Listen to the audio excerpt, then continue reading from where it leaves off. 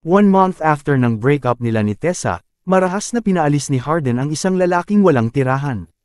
Na nagtatangkang magtanong sa kanya samantala si Tessa ay nagsimula ng internship. Advanced publishing sa kanyang unang araw siya pagmumura ng isang lalaki sa elevator. Pagpapaliwanag na kinakabahan lang siya kasi first day niya yung lalaki.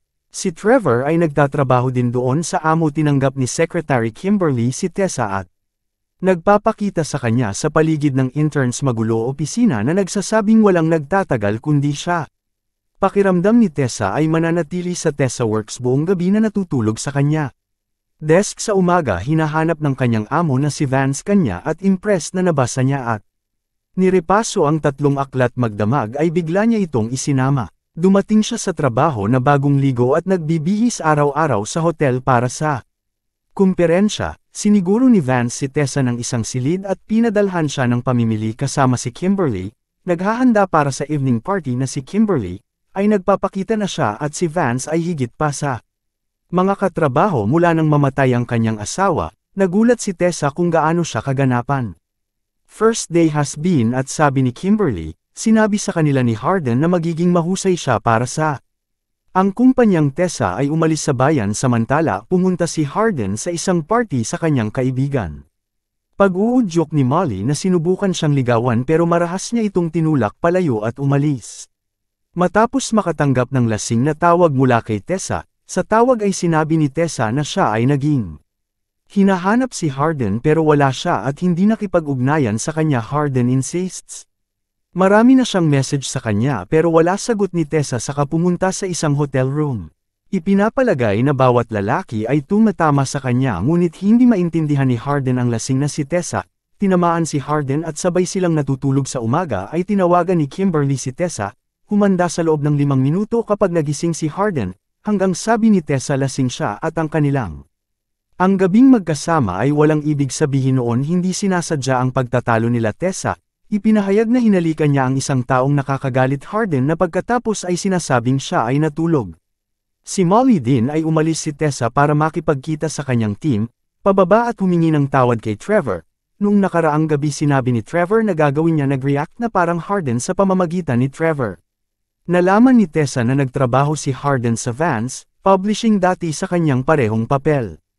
Na kung paano sila kilala ni Trevor, pinupuri ng ibang Vance ang team dahil si Mr. Sumang-ayon si Jiang sa isang malaking pamumuhunan samantala tanong ni Harden sa kanyang stepbrother. Happy holidays and an early birthday niya nagpapakita sa kanya ng pagsusuri sa gastos na nagpapakita nito ay mas mura para sa kanya upang bumili ng kotse kaysa ipagpatuloy ang paggamit ng ride shares na si Trevor.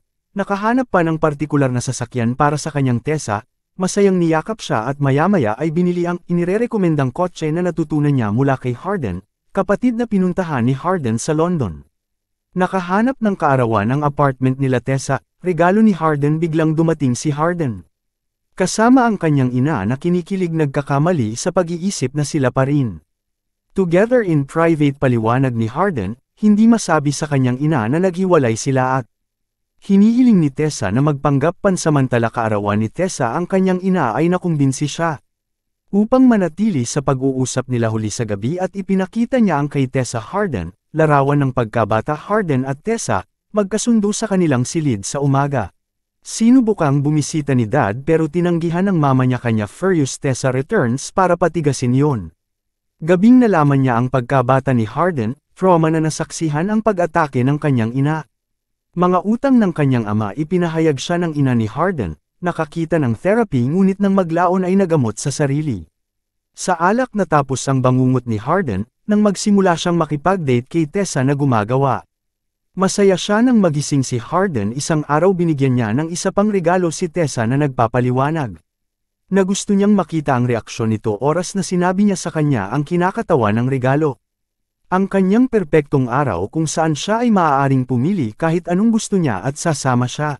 Kailangan niyang alagaan siya at gagawin niya pahalagahan kung kaya ni Harden at Tessa, panoorin ang kanyang anak na sumang-ayon sila at nag-enjoy sa kanila time with the boy nang bumalik si Kimberly. Nagpasalamat siya sa kanila at sinabi yun kay Harden, sinubukang inilalabas ni Tessa ang pinakamahusay sa kanya mamaya sa opisina binigay ni Harden si Tessa ng Maagang pamasko at humingi ng pangalawang pagkakataon sa kanilang relasyon. Na tinatanggap niya ang ina ni Trish Harden, tumatanggap ng tawag mula sa EST ni Harden, kakaibang ama na nag-imbita sa kanya at Harden at Tessa sa isang Christmas party. Pumayag siyang dadalo sila sa party. Mahirap pa rin makita ni Harden, ang kanyang ama na tila nagsasalita at normal na tumatawa kasama ang mga kaibigan na nagagalit.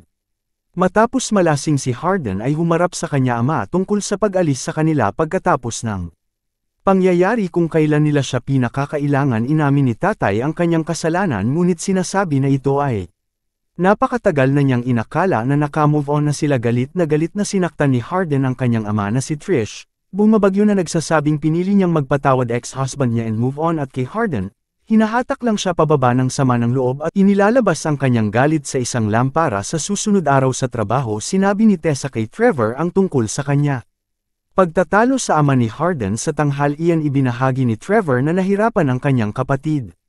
May addiction at hindi niya iniisip ang relasyon ni Tessa kay Harden. Tapos na rin si Tessa. Hindi sumasang-ayon si Trevor din. Binanggit na lilipat siya sa kanila Saddle office habang gustong pumunta ni Harden sa isang frat party pero ayaw. Iwan ng isang Tessa. Nagpasya si Tessa. Samahan si Harden sa party A.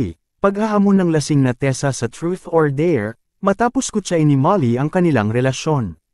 Inatake ni Tessa si Molly at nag-away sila. Tessa gaining the upper hand hanggang pumagitna. Pagkatapos maging intimate Tessa, pumunta sa banyo at nakita ni Harden si A. Text sa phone niya na nagmumungkahi na siya at masisiyahan si Trevor sa Seattle na iniisip si Tessa.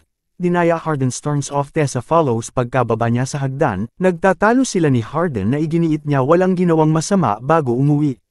Hiwalay na. Nag-message si Tessa ng paumanhin ngunit naka-off ang phone ni Harden pagkatapos i-charge ang kanyang telepono. Phone and calling Tessa. She crashes her kotse habang sinusubukang sagutin si Harden. Dumating sa pinangyarihan ng aksidente ngunit ang nakaalis na ang ambulansya ng si Harden. Tumatawag sa phone ni Tessa. Sinagot ni Trevor at nagmumungkahi si Harden na iwan si Tessa mag-isa. Harden, sinisisi ang sarili sa aksidente at umiiwas kay Tessa ngunit kinukumbinsi ng kanyang ina Tessa na dapat niyang sundin ang kanyang puso sa isang farewell party para kay Vance sa Texas. Nag-aalok si Vance ng opisina kay Kimberly Trevor, pagtatapat kay Tessa tungkol sa kanya. At dyan natatapos ang Tagalog Movie Recap. Thanks for watching.